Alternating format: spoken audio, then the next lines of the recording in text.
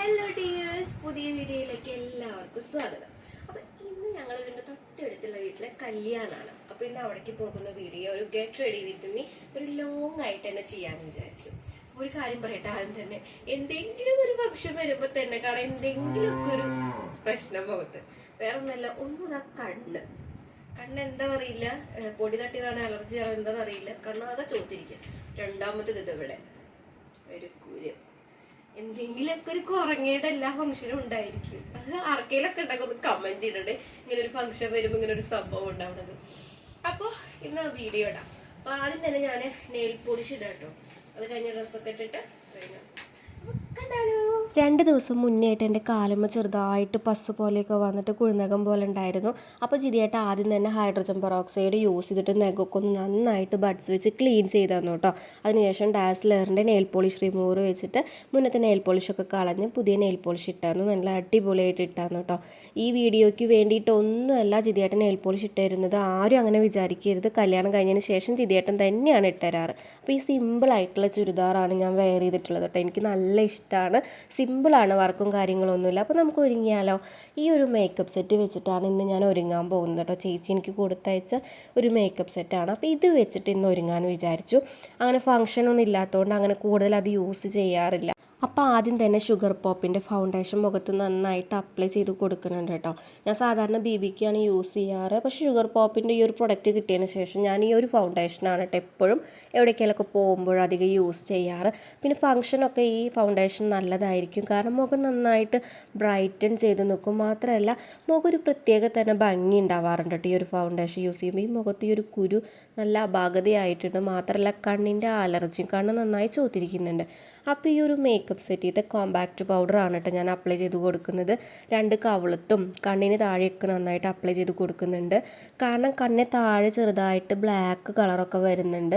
രാത്രി ഉറക്കത്തിൻ്റെ പ്രോബ്ലം തോന്നുന്നു, നന്നായിട്ട് ബ്ലാക്ക് കളർ വരുന്നുണ്ട് കേട്ടോ. അപ്പോൾ ആർക്കെങ്കിലും ഈ ഒരു ബ്ലാക്ക് കളറിന് വല്ല റെമഡിയോ എന്തെങ്കിലും അറിയുമെങ്കിൽ ജസ്റ്റ് ഒന്ന് കമൻറ്റ് ഇട്ട് തരണേ. അപ്പോൾ കോമ്പാക്റ്റ് പൗഡറൊക്കെ ഇട്ടതിന് ശേഷം പിന്നെ ഞാൻ ഐ ഷോഡ് ഇട്ട് കൊടുക്കുന്നുണ്ട്. സാധാരണ ഞാൻ അങ്ങനെ ഇടാറില്ല, പക്ഷേ ഈ ഒരു കളറ് എവിടേക്കെങ്കിലൊക്കെ പോകുമ്പോൾ ചെറുതായിട്ടൊക്കെ ഒന്ന് ഇടാറുണ്ട് കേട്ടോ. പക്ഷേ ഫംഗ്ഷൻ വരുമ്പോൾ ഞാൻ നന്നായിട്ട് ഇങ്ങനെ ഇട്ട് കൊടുക്കാറുണ്ട്. അപ്പോൾ ഈ ഒരു കളറാണ് എനിക്ക് നല്ല ഇഷ്ടമുള്ള കളറ്. ഡ്രസ്സിൻ്റെ കളറൊക്കെ അതിലുണ്ടായിരുന്നു, പക്ഷെ അതൊക്കെ ബോറായിരിക്കും. അതുകൊണ്ട് ഞാൻ ഈ ഒരു കളറാണ് ഇട്ടത് കേട്ടോ. പിന്നെ മേക്കപ്പ് സെറ്റിൽ തന്നെ ലിപ്പ് ലൈനർ ഞാൻ നന്നായിട്ട് യൂസ് ചെയ്തു കേട്ടോ. കാരണം എനിക്ക് നല്ല ഇഷ്ടമായി, നല്ലൊരു ഷെയ്ഡായിരുന്നു. അപ്പോൾ അതിലത്തെ ബ്രഷ് വെച്ചിട്ട് തന്നെ ലിപ്പ് നന്നായിട്ട് ലൈൻ ചെയ്ത് കൊടുത്തു. എന്നിട്ട് ഞാൻ ആദ്യം തന്നെ ഡാസ്ലറിൻ്റെ ലിപ്സ്റ്റിക്ക് ഇടാണ്. എല്ലാ മേക്കപ്പും കഴിഞ്ഞതിന് ശേഷമാണ് ശരിക്കും ലിപ്സ്റ്റിക്ക് ഇടാറ്. പക്ഷെ ഞാൻ നേരത്തെ തന്നെ ഇട്ട് കൊടുത്തു, എങ്കിലാണ് ഫംഗ്ഷന് പോകുന്നതിൻ്റെ മുന്നേ ചുണ്ടിലൊന്ന് സെറ്റായിട്ട് നിൽക്കുള്ളൂ. അല്ലെങ്കിൽ എൻ്റെ പല്ലുമ്മലും പിന്നെ ലിപ്സ്റ്റിക്കേ ഉണ്ടാവില്ല. ഫംഗ്ഷന് പോയി കഴിഞ്ഞാൽ എല്ലാം ഞാൻ വിഴുങ്ങിയിട്ടുണ്ടാവും. അപ്പോൾ അതിൻ്റെ മുന്നേ തന്നെ ഞാൻ ലിപ്സ്റ്റിക്കൊക്കെ സെറ്റാക്കി. അതിനുശേഷം ഞാൻ 2 കണ്ണും ഐടെക്സിൻ്റെ ഒരു സ്റ്റിക്ക് കൊണ്ട് എഴുതി കൊടുത്തു.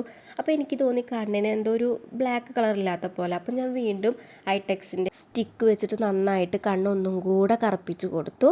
അപ്പോൾ എനിക്ക് തോന്നുന്നു കണ്ണിന് കുറച്ചും കൂടി ഒരു ഭംഗി കിട്ടിയിട്ടുണ്ട് കേട്ടോ. പിന്നെ സോവിയുടെ ഐലൈനർ എഴുതി കൊടുക്കുകയാണ്.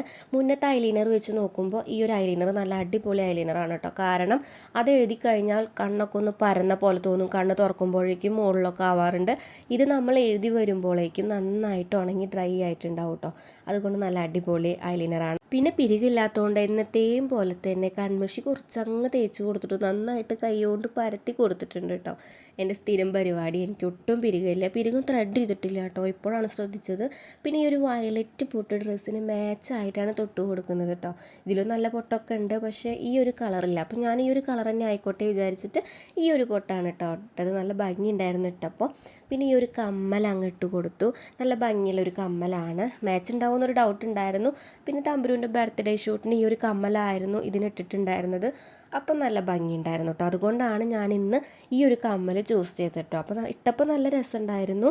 പിന്നെ ഞാനിതാ ഈ ഒരു ലൈറ്റ് റെഡ് സ്റ്റിക്ക് വെച്ചിട്ട് സിന്ദൂരം തൊട്ട് കൊടുത്തു കേട്ടോ.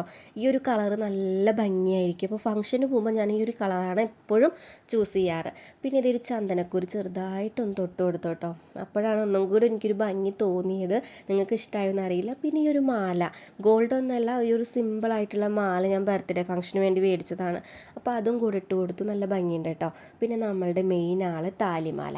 ഈ ഒരു താലിമാല ഞാൻ കൂടുതലും ഫംഗ്ഷന് പോകുമ്പോൾ മാത്രം അങ്ങനെ കഴുത്തിലിടാറുള്ളൂ. അല്ലാത്തപ്പോൾ കുഞ്ഞു മാലയാണ് കഴുത്തിൽ എപ്പോഴും ഇടാറ് കേട്ടോ. അപ്പോൾ ഞാൻ ഈ ഒരു മാലയും കൂടി ഇട്ട് കൊടുത്തു. രണ്ടും കൂടി ഇട്ട് വന്നപ്പോൾ കുഴപ്പമില്ല, കുറച്ചൊക്കെ ഭംഗി തോന്നി. പിന്നെ ഈ ഒരു വളയാണ് കേട്ടോ, ഈ ഒരു വള ഞാൻ ഇട്ട് കൊടുത്തു. ആ വള എക്സ്ട്രാ ഞാൻ ഈ ഒരു കളർ കണ്ടപ്പോൾ അതിൽ ആഡ് ചെയ്ത് കൊടുത്തതാണ്. ശരിക്കും ഈ ഒരു കളർ അതിലില്ല കേട്ടോ, ഈ ഒരു കടകം മാത്രമാണ്. അപ്പോൾ ഈ ഒരു കയ്യുമ്പോൾ ഗോൾഡ് വള ഇട്ടു. അപ്പോൾ ഇങ്ങനെ ഞാൻ വളട്ട് കൊടുത്തു. പിന്നെ ഇത് മുടി അഴിച്ചിട്ടാൽ നല്ല രസമുണ്ടായിരിക്കും, പക്ഷെ അഴിച്ചിടൽ നടക്കില്ല. അഴിച്ചിട്ട് കഴിഞ്ഞാൽ ശരിയാവില്ല. തമ്പുരുനായിട്ടാണ് പോണത്, മുടിയെല്ലാം കയ്യിൽ പറിച്ചു വരും. അപ്പോൾ മുടി എങ്ങനെ കെട്ടും എന്നുള്ളൊരു കൺഫ്യൂഷനായി. അഴിച്ചിട്ടാൽ ഭംഗി ഉണ്ടാവും, പക്ഷെ ഞാൻ എന്ത് ചെയ്തു, എല്ലാ മുടിയും കൂടെ എടുത്തിട്ട് കടയ്ക്ക് ഒരു ക്രാബ് ഇടാമെന്ന് വിചാരിച്ചു കേട്ടോ. അതാ നടക്കുള്ളൂ ഉണ്ണീനായിട്ട് പോണ കാരണം. അപ്പം ഞാൻ എല്ലാം കൂടെ എടുത്തിട്ട് അവിടെ ഒരു ക്രാബ് അങ്ങിട്ട് കൊടുത്തു. അപ്പോൾ സെറ്റായിട്ട് അവിടെ കിടക്കും. പിന്നെ ഇവളുള്ളതുകൊണ്ട് ഇങ്ങനെ മേത്തിരുന്നിട്ട് ഇങ്ങനെ മുടി പിടിച്ച് വലിച്ചുകൊണ്ടിരിക്കും. അപ്പോൾ ഇതാണ് ബെറ്റർ. ഉണ്ണിയൊന്നും ഇല്ലെങ്കിൽ നല്ല ഭംഗിയിൽ അഴിച്ചിട്ട് പോകാമായിരുന്നു എന്നൊക്കെ ഞാൻ അപ്പം ആലോചിച്ചിട്ടോ. പക്ഷേ എങ്കിലും ഞാൻ ഇങ്ങനെ ഇട്ട് കൊടുത്തു. ഈ കുരിപ്പ് അല്ലാത്തപ്പോൾ ശരിക്കും കെടുക്കൂട്ടോ. ഇന്നിപ്പോൾ ശരിക്കും കെടുക്കണമില്ല, അല്ലെങ്കിൽ ഏത് നേരം ഫ്രണ്ടിൽ വന്ന് കെടുക്കും. ഇന്നാണെങ്കിൽ കെടുക്കണമില്ല, അതങ്ങനെയാണല്ലോ. പിന്നെ ഈ ഒരു ഷോള് ഞാൻ കുത്തി കൊടുത്തു. അപ്പോൾ ഇതാണ് കേട്ടോ ഫൈനൽ ലുക്ക്. എങ്ങനെയുണ്ട്, നിങ്ങൾക്ക് ഇഷ്ടമായോ? ഇഷ്ടപ്പെട്ട എന്തായാലും ലൈക്ക് ചെയ്യണേ. ഇങ്ങനെ സിമ്പിളായിട്ടാണ് ഞാൻ ഒരുങ്ങിയിട്ടുള്ളത്. മുടിയൊക്കെ ഇങ്ങനെയാണ് കെട്ടിയത്. അപ്പോൾ ഇഷ്ടപ്പെട്ടാൽ ലൈക്ക് ചെയ്യുക. ആദ്യമായിട്ടാണ് വീഡിയോ കാണുന്നതെങ്കിൽ സബ്സ്ക്രൈബ് ചെയ്യണേ.